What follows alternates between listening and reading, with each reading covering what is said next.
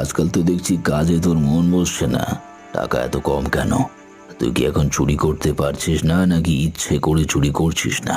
আমার দলে আসার আগেই তো তোকে বলে দিয়েছিলাম, প্রতিদিন চুরি করে আমাকে টাকা দিতে হবে। আসলে দাদা, তোমাকে একটা কথা অনেক দিন ধরে বলবো বলবো ভাবছি, কিন্তু বলতে পারছি না। তুমি যদি অনুমতি দাও তাহলে সেই কথাটা আমি তোমাকে বলতে চাই। হ্যাঁ, কি বলবি তাড়াতাড়ি বলে ফেল।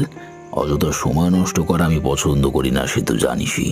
তাই ঘুরিয়ে ফিরিয়ে কথা না বলে সোজাসুজি বলে ফেল, কি বলতে চাইছিস তুই। দাদা, আমি আর পারছি না। আমার মেয়েটা বড় হচ্ছে, সে যদি কখনো জানতে পারে যে তার বাবা চোর, বাবা চুরির সাথে লিপ্ত আছে, প্রতিদিন ডাকাতি করে, তাহলে সে খুব কষ্ট পাবে। দাদা, দাদা, আমি চাই সে সৎ মানুষ হিসেবে বড় হোক। তাই আমাকে ক্ষমা করে দাও দাদা। দাদা, আমি তোমার সাথে আর কাজটা করতে পারছি না। আমি আমি আমি ডাকাতি জগৎ থেকে বিদায় নিতে চাই দাদা। বুঝো একটু। ও আচ্ছা, তাহলে তুই এখন এসব ছেড়ে দিতে চাস? এখন এসব ছেড়ে বিদায় নিতে চাস, তাই তো? আমাদের সকল গোপন কথা তুই জানিস। আমার সব গোপন তথ্য তোর কাছে আছে। আর ডাকাতির পরে কোথায় জিনিসপত্র লুকিয়ে রাখি সেটাও তুই জানিস। তুই চলে গেলে তো পুলিশকে সব বলে দিবি। তখন পুলিশ এসে আমাদেরকে ধরে নিয়ে যাবে। আমি তো তোকে কিছুতেই ছেড়ে দিতে পারবো না রে। এই চুরি ডাকাতির পথে প্রবেশ করা যায়, কিন্তু এই জগৎ থেকে কখনো বের হওয়া যায় না। না না দাদা, দাদা, দাদা, তুমি ভুল বুঝছো। আমি কখনো কাউকে কিচ্ছু বলবো না। আমি কথা দিচ্ছি, কখনো কখনো এই আস্তানা সম্পর্কে কাউকে কিচ্ছু বলবো না। শুধু আমার একটাই অনুরোধ, আমি আমি আমি আমি এই কাজ আর জীবনেও করবো না। আমাকে আমাকে ছেড়ে দাও। আমি আমি আমি শুধু আমার মেয়েটার ভবিষ্যতের কথা চিন্তা করেই এ পথ, মানে এ পথ থেকে বেরিয়ে আসতে চাইছি। না না না না না না, সেটা বললে তো হবে না। তুমি আমাকে বলবে যে তুমি পুলিশকে কিছু জানাবে না, আর আমি ছোট্ট বাচ্চার মতো সেগুলো মেনে বসে থাকবো। না, কখনোই না। তুই আমাদের এই জগৎ থেকে বিদায় নিতে চাইছিস, তাহলে ঠিক আছে, আমি তোকে এই জগৎ থেকে মুক্ত করে দিলাম। তোমাকে ধন্যবাদ, মানে আপনাকে ধন্যবাদ দাদা। কিভাবে যে আপনার শুক্রিয়া আদায় করব আমি কিছুই বুঝতে পারছি না। ধন্যবাদ দাদা, ধন্যবাদ। আপনি আমাকে ভুল বুঝবেন না। আমি ঠিকই আপনাদের সাথে কাজ করে যেতাম, শুধু মেয়েটার কথা চিন্তা করেই তো, মানে এসব কাজ করতে পারলাম না। প্রশ্ন করবে তো? ঠিক আছে ঠিক আছে, আর এত শুক্রিয়া আদায় করতে হবে না। এই, কে আছিস? তাড়াতাড়ি আমার বন্দুকটা নিয়ে আয়। দাদা, আমি আপনার কোনো কথা বুঝতে পারছি না। আপনি এসব কি বলছেন? বন্দুক কেন আনবে দাদা? দাদা, আপনি কি আমাকে মেরে ফেলতে চাইছেন? দয়া করুন দাদা, আমাকে মারবেন না। আমার ছোট মেয়ে আছে। আমি আমি মেয়ে ছাড়া পৃথিবীতে, আমার মেয়ে ছাড়া কেউ নেই, কেউ নেই পৃথিবীতে। হ্যাঁ। এই, তাড়াতাড়ি ওর মুখটা চেপে ধর। বেটা মরে গেলে ওর লাশটা নদীতে ফেলে দিয়ে আসবি। কেউ যেন লাশটা খুঁজে না পায়। খুব বেশি জেদ করছিল আমাদের এই জগৎ থেকে বিদায় হওয়ার জন্য। যা শঙ্কর, যা, তোকে চিরদিনের জন্য এই জগৎ থেকে মুক্তি দিয়ে দিলাম। গুড়িয়া, গুড়িয়া। বাবা, বাবা কোথায় তুমি? বাবা, তোমার কি হয়েছে? তোমার গায়ে এত রক্ত কেন? ওঠো না বাবা, ওঠো, ওঠো, তাড়াতাড়ি ওঠো বাবা। তোমরা আমার বাবার সাথে কি করছো? আমার বাবা উঠছে না কেন? তুই চুপ কর, না হলে তোকেও তোর বাবার মতো মেরে ফেলবো। এমনিতেও তোর বাবা মরে গেছে, তোকে দিয়ে আমাদের কোনো কাজ হবে না। তাই তোকেও সরিয়ে ফেলাই ভালো হবে। দাদা, বাচ্চাটাকে মেরো না। বাচ্চাটার কি দোষ আছে? ও তো ছোট এক মেয়ে, ও তো কিছু বোঝেও না। ওকে তুমি মেরো না, ওকে ছেড়ে দাও। বাচ্চাদের মেরে ফেলা ঠিক নয়। তোর দেখছি এই মেয়েটার জন্য দরদ উতলে উঠছে। কি ব্যাপার? কি সমস্যা তোর? কোনো সমস্যা নয় দাদা, কিন্তু ছোট মেয়েটাকে মেরো না। আমার বউ শুধু সন্তানের জন্য পাগল হয়ে গেছে। আজ কত বছর আমাদের কোনো সন্তান নেই, তাই আমি চাই না কোনো শিশুকে হত্যা করতে। তো আমি এখন কি করব সেটা বল। একে মেরে ফেলা ছাড়া আমার কাছে আর কোনো রাস্তা নেই। তোমার কিছু করা লাগবে না দাদা, তুমি এই মেয়েটাকে আমায় দিয়ে দাও। এই মেয়েটাকে পেলে আমার বউ সুস্থ হয়ে যাবে। আমি এই মেয়েটাকে পড়াবো, সকল দায়িত্ব আমি পালন করব। ওকে আমি বড় করব। আর তুমি কোনো চিন্তা করো না, ও কাউকে কিছু বলবে না। ও আমার কাছেই থাকবে, আর আমার কাছে থাকা পর্যন্ত ও কাউকে কিচ্ছু বলতে পারবে না। আমি ওকে ঠিক মতো বুঝিয়ে দেবো। ঠিক আছে, আমি বিষয়টা ভেবে দেখছি। তুই তো অবিশ্বাসযোগ্য নোস মঙ্গল, কিন্তু আমি তো কোনো প্রমাণ ছেড়ে দিতে পারি না। এই মেয়ে যদি কখনো পুলিশের কাছে সব বলে দেয়, তাহলে সবাই ফেঁসে যাব। না না দাদা, আমি আপনাকে কথা দিচ্ছি, ও কখনো কাউকে কিছু বলবে না। পুলিশ তো দূরের কথা, আমি ওকে বুঝিয়ে বলবো। তুমি ওসব নিয়ে চিন্তা করো না, শুধু আমার ওপর ভরসা রাখো, কিচ্ছু হবে না। ঠিক আছে, তুই যখন এত করে বলছিস, ঠিক আছে, তুই মেয়েটাকে নিয়ে যেতে পারিস। কিন্তু মনে রাখিস, যদি কোনো দিনও আমার তথ্য ফাঁস হয়, তাহলে তোকে আর তোর পুরো পরিবারকে আমি নিমেষেই শেষ করে দেব। সমস্যা নেই দাদা, আমার সব কিছু মনে থাকবে, কখনো কাউকে কিচ্ছু বলবে না। আপনি চিন্তামুক্ত থাকুন, আর আমি তো আপনার সাথে আছি, কখনো কিচ্ছু হবে না। ঠিক আছে, জানিয়ে যা মেয়েটাকে। আর এই মেয়েটাকে কখনো এখানে আনবি না। আমি যেন কখনো এই আস্তানায় এই মেয়েটাকে আর দেখতে না পাই। যদি এই মেয়েকে কখনো আমার এই আস্তানায় দেখতে পাই, সেই দিনই এই মেয়েকে আমি খুন করব। এই কথাটা যেন তোর মনে থাকে। সীতা, ও সীতা, এই কোথায় তুমি? দেখো কাকে নিয়ে এসেছি। হ্যাঁ গো, এই তো আসছি। তুমি হঠাৎ করে কোথায় চলে গিয়েছিলে বলো তো? আমি কত চিন্তা করছিলাম। তোমাকে আমি কতবার বলেছি আমাকে না বলে কোথাও যাবে না, কিন্তু তুমি তো আমার কোনো কথা শুনতেই চাও না। আচ্ছা ঠিক আছে বাবা, এইসব কথা রাখো। এই দেখো কাকে নিয়ে এসেছি। উমা, এটা কে গো? এই মিষ্টি মেয়েটা কার গো? এটা আমার দূর সম্পর্কের ভাতিজি গুড়িয়া। কিছুদিন আগে তার বাবা মা দুর্ঘটনায় হঠাৎ করে মারা যায়। এই দুনিয়াতে তার কেউ নেই, তাই আমি ভেবেছি ওকে আমি নিয়ে আসব। তুমিও তো কতদিন ধরে সন্তানের আশায় বসে আছো, তাই ভাবলাম ওকে যদি নিয়ে আসি, তাহলে তোমার এই অপূর্ণ জায়গাটা পূরণ হবে। ওকে আমরা এখন থেকে পড়াবো। তুমি সত্যি বলছো? আমার তো বিশ্বাস হচ্ছে না। তাহলে ও এখন থেকে আমার মেয়ে? আয় মা, আমার কাছে আয়, তোকে একটু জড়িয়ে ধরি। কখনো তুই মনে করবি না তোর মা বাবা নেই। এখন থেকে আমরাই তোর মা বাবা। এখন থেকে তুই আমার মেয়ে। কিরে মা, তুই কান্না করছিস কেন? বাবা মার জন্য খুব কান্না পাচ্ছে তাই না? মারে, কপালে যা লেখা আছে তাই হবে। কপালের লেখা কেউ খণ্ডাতে পারে না রে মা। তুই এখন থেকে আমার কাছেই থাকবি, আমাকে মা বলবি। আর কান্না করিস না, আর কান্না করিস না মা। তোর কান্না যে আমি দেখতে পারছি না রে। তুমি তুমি সত্যি আমার মা হবে? বাবা মায়ের জন্য আমার খুব কষ্ট হচ্ছে জানো। আমি আর সেই সব সহ্য করতে পারছি না। গুড়িয়া, তুই আর কাঁদিস না, যা হয়েছে সব ভুলে যাও। এখন থেকে আমরাই তো সব। আগের কথা কিছু মনে রাখিস না মা, আর তুই তো সব কিছুই জানিস তাই না? তাই এখন আগের কথা ভেবে মন খারাপ করিস না। হ্যাঁ মা, তোর বাবা মা মরে গেছে তো কি হয়েছে? আমরা তো আছি। তুই আর কান্না করিস না। আমরা তোকে ছেড়ে কখনো কোথাও যাব না। এক প্লেট ডাল ভাত পাওয়া যাবে? এই বৃষ্টিতে আটকা পড়ে গেছি, প্রচুর খিদেও পেয়েছে। একটু তাড়াতাড়ি করে গরম গরম ডাল ভাত দিয়ে যান না। হ্যাঁ, হবে না কেন?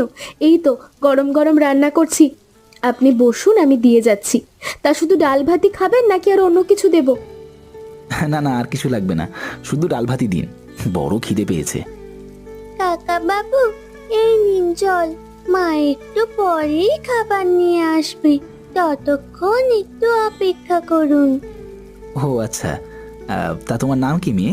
তুমি দেখতে ভারী মিষ্টি, তুমি কি এখানেই থাকো? আমার নাম গড়িয়া। হ্যাঁ, আমি এখানেই থাকি। এটাই আমাদের হোটেল। ওগো, কই গেলে গো?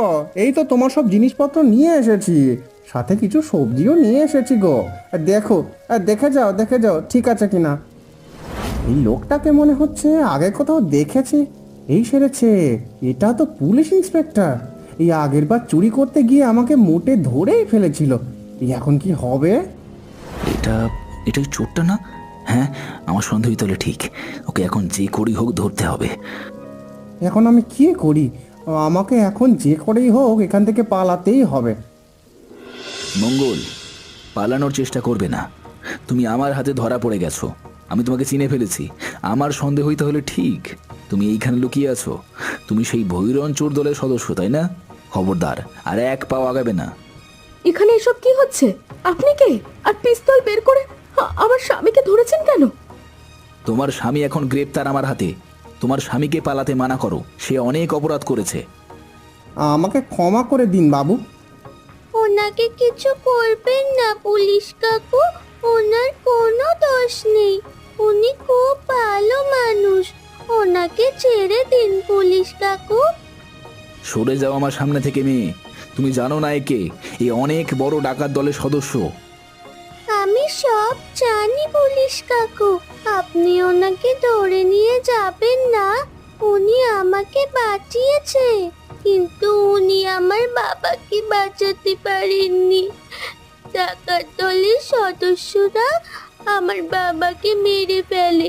আমাকেও মারতে চেয়েছিল, কিন্তু কিন্তু উনি সেখান থেকে আমাকে রক্ষা করেছেন। হে কপাল, আমি কি শুনছি? তুমি এসব কি কাজ করতে? আর আমি এসব কখনো জানতেও পারিনি। আমার চোখের আড়ালে তুমি এইসব করতে? আমাদের তো একটা খাবারের হোটেল ছিল, তাতেই আমাদের চলে যেত।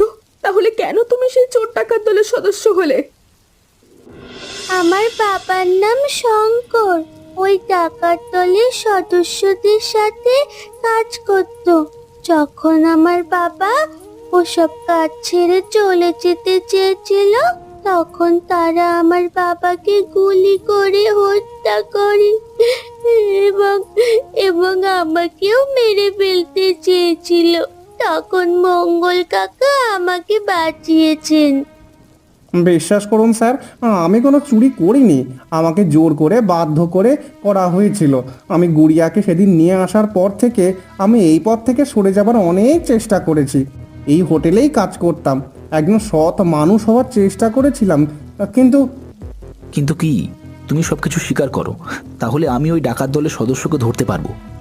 কিন্তু যখনই আমি এই পথ থেকে বেরিয়ে আসতে চাই, ততবারই ওই ভৈরন আমাকে ভয় দেখায়, হুমকি দিয়ে আমাকে বাধ্য করে কাজ করার জন্য। যদি আমি তার হয়ে কাজ না করি, তাহলে সে আমার পুরো পরিবারকে মেরে ফেলবে বলেছে। আমি জানতাম তুমি ছোট মাছ, আর বড় মাছ ওই ভৈরন। ওই ভৈরনকে যেভাবেই হোক ধরতেই হবে, আর ওকে ধরবার জন্য তুমি আমাকে সাহায্য করবে। শুধু উনি নয় পুলিশ কাকু, আমিও আপনাকে সাহায্য করব। আমার চোখের সামনে আমার বাবাকে উনি গুলি করে মেরেছে। আমি আমার বাবার মৃত্যুর প্রতিশোধ নেব। আমিও আপনাকে সাহায্য করব পুলিশ কাকু, আমাকেও আপনি সাথে রাখুন। গুড়িয়া, তুমি অনেক সাহসী আর বুদ্ধিমতী মেয়ে। তোমার সাহস দেখে আমি অবাক হয়ে যাচ্ছি। হ্যাঁ পুলিশ কাকু, আমার বাবাকে যেদিন ওরা মেরেছিল, তখন থেকেই আমি প্রতিজ্ঞা করেছিলাম ওনাকে আমি নিজে যে করেই হোক শাস্তি দেব। আমার বাবাকে মারার প্রতিশোধ আমি নেবই। আজকে সেই সুযোগ এসেছে, আর আমি কিছুতেই তা হাতছাড়া করব না। আমি চাই ওই ভৈরনের কঠিন থেকে কঠিনতম শাস্তি হোক। আরে ভৈরন দাদা, তোমার জন্য আজ একটা খুশির সংবাদ আছে। অনেক বড় একটা চুরির তথ্য আছে। সেই জায়গায় অনেক টাকার মাল আছে। সেই জায়গায় গিয়ে যদি আমরা চুরি করতে পারি, তাহলে একদম মালামাল হয়ে যাব। তাহলে হয়তো এই মাসে আমাদের আর চুরি করাই লাগবে না। হ্যাঁ, কি বলছিস? সত্যি নাকি? কত টাকার মাল হবে? আরে দাদা, সে তো মনে হয় লক্ষ লক্ষ টাকার হবে, কিন্তু আমাদের তাড়াতাড়ি করতে হবে। কেউ জেনে যাওয়ার আগে তাড়াতাড়ি আমাদের চুরি করতে হবে। হ্যাঁ, সেটা তো করবই। এখন বল কোথায় সেই জায়গা? আমরা সবাই মিলে একসাথে যাব। ঠিক আছে দাদা, চলো আমার সাথে। আমাদের সাথে আরেকজন থাকবে। সেই চোর আমাকে এই চুরির সন্ধান দিয়েছে। তাড়াতাড়ি চলো। হ্যাঁ ঠিক আছে, চল চল। ওই তো দাদা, ওই তো দাদা এসে পড়েছে, তাড়াতাড়ি চলো। একে তো দেখে আমার মোটু সুবিধের মনে হচ্ছে না, কেন জানি না কেমন চেনা চেনা মনে হচ্ছে। কে তুমি, আর তোমার নাম কি? তোমাকে এত চেনা চেনা লাগছে কেন? আমাকে চিনে আপনার লাভ নেই, আপনার তো টাকা চিনলেই হচ্ছে, তাই না? চলুন আমার সাথে, সেই মাল দেখাই। ঠিক আছে, চলুন। কে আপনি? আমাদের কোথায় নিয়ে এলেন? এখানে তো খুব অন্ধকার, চারিদিকে কিছুই দেখা যাচ্ছে না। দেখা যাবে, দেখা যাবে, আলো জ্বালালেই দেখা যাবে, একটু অপেক্ষা করুন। কি এখানে এতগুলো পুলিশ কি করে এলো? তার মানে সবকিছুই একটা পরিকল্পনা ছিল। আর তুমি কে? আমি এই শহরের নতুন inspector. You are under arrest Bhairon, তোমাকে গ্রেপ্তার করা হলো। না না না, এটা কিছুতেই হতে পারে না। তার মানে মঙ্গল, তোকে আমি কিছুতেই ছাড়বো না। আমি যদি পুলিশের হাতেও ধরা পড়ে যাই, আমি বের হয়ে তোকে শেষ করে দেব। তুই আমাকে পুলিশের হাতে ধরিয়ে দিলি, বিশ্বাসঘাতক। তোমাকে অনেক অনেক ধন্যবাদ মঙ্গল। তুমি সাহায্য না করলে ওই শয়তানটাকে আমরা কখনোই ধরতে পারতাম না। 5 বছর ধরে ওকে ধরার জন্য কত চেষ্টা করেছি, কিন্তু প্রতিবারই ও নানানভাবে আমার হাত থেকে বেঁচে পালিয়ে গেছে। এবার তোমার জন্য তাকে ধরতে পেরেছি। স্যার, আপনাকে আমার ধন্যবাদ দেওয়ার দরকার নেই। উল্টো উল্টো আমারই আপনাকে ধন্যবাদ দেওয়ার দরকার। আপনি না থাকলে ওই নরক থেকে আমি কিছুতে বের হতে পারতাম না, আর আজকে আমি এই জায়গায় থাকতে পারতাম না। মঙ্গল, আমি তোমার শাস্তি কমিয়ে দেব, চিন্তা করো না। কিন্তু তুমি সব সময় এমনই সৎ মানুষ থেকো, আর কখনো ওই অন্যায় পথে যেও না। না না স্যার, যতদিন জীবন আছে আর কখনো অন্যের পথে পা বাড়াবো না। আমি শুধুমাত্র আমার স্ত্রী সীতা আর গুড়িয়ার জন্যই ভালো হয়েছি। আমার জীবনে এখন ওরাই সব। আমি চাই তোমরা এমন সারা জীবনই সুখে থাকো, কিন্তু গুড়িয়াকে তো আমাদের হাতে তোমাদের তুলে দিতে হবে। স্যার, গুড়িয়াকে নিয়ে যাবেন না। গুড়িয়াকে আমি অনেক ভালোবাসি। আমার কোনো সন্তান নেই, ওই আমার একমাত্র সন্তান, আমার ছোট্ট গুড়িয়া। তোকে আমি তোর মায়ের মতো করে বড় করবো রে। না মা, আমি তোমাকে ছেড়ে কোথাও যাব না। এখন থেকে তুমি আমার মা। পুলিশ কাকু, আমি কোথাও যেতে চাই না। আমার বাবা মাকে ছেড়ে আমি কোথাও যাব না। আমার এক বাবা মাকে আমি হারিয়েছি, আর এক বাবা মাকে হারাতে চাই না। ঠিক আছে গুড়িয়া, আমি তাহলে এখন গেলাম। কাকা, আপনারা কি খাবার খেতে চান? কিছু অর্ডার করবেন? হ্যাঁ মেয়ে, আমাদের জন্য 2 প্লেট মাটার নিয়ে আসো তো, মানে মাটন। তুমি তো এই যে হোটেলের কাজের পাশাপাশি এখানে বসে তোমার হোমওয়ার্কও পড়ছো বাবা। কি মেয়ে বাবা। হ্যাঁ কাকা, আমি এখন স্কুলে পড়াশোনা করি, হোমওয়ার্ক এখানে করি, আর পাশাপাশি হোটেলের কাজে সাহায্য করি। এই নিন স্যার আপনার খাবার। খুব মজার হয়েছে দিদিভাই, তোমার রান্না সব সময় ভালো লাগে। এর প্রশ্ন ছিল, হ্যাঁ বলুন, কি প্রশ্ন? ওই মেয়েটা ওই বুদ্ধিমতী একটা মেয়ে, পড়াশোনার পাশাপাশি আবার এখানে কাজও করছে, ওটা কি আপনার মেয়ে? হ্যাঁ, ও আমার মেয়ে, আমার চোখের মণি, আমার একমাত্র সম্পদ, আমার গুড়িয়া। শুধু তোমার বললে তো হবে না, বলতে হবে আমাদের মেয়ে। ও তো শুধু তোমার মেয়ে না, আমারও মেয়ে।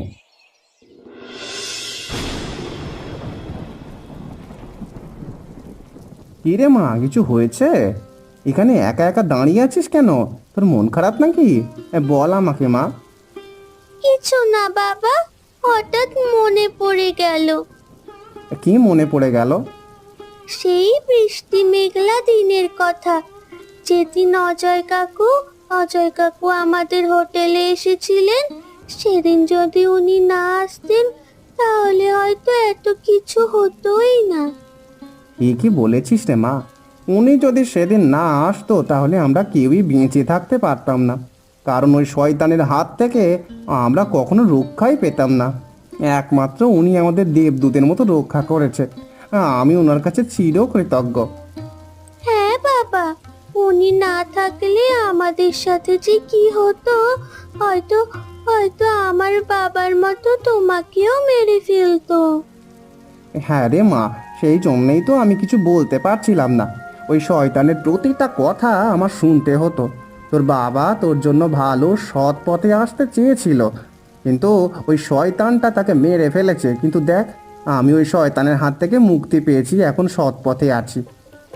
আরে কই গো তোমরা, তাড়াতাড়ি এসো, বাইরে খুব বাতাস দিয়েছে, গরম গরম খাবার রান্না করছি, ঠান্ডা হয়ে যাবে তো। তাড়াতাড়ি এসো, খেয়ে যাও। এই দেখ, তোর মার রান্না হয়ে গেছে, তাড়াতাড়ি চল, না হলে খাবার ঠান্ডা হয়ে যাবে। হ্যাঁ বাবা, চলো, আমারও খুব খিদে পেয়েছে, আজ খুব মজা করে খাবো। বন্ধুরা, এমনই মজার মজার গল্প দেখতে চাইলে এখনই আমাদের চ্যানেলটি সাবস্ক্রাইব করে দাও। Martin, Martin, Tim.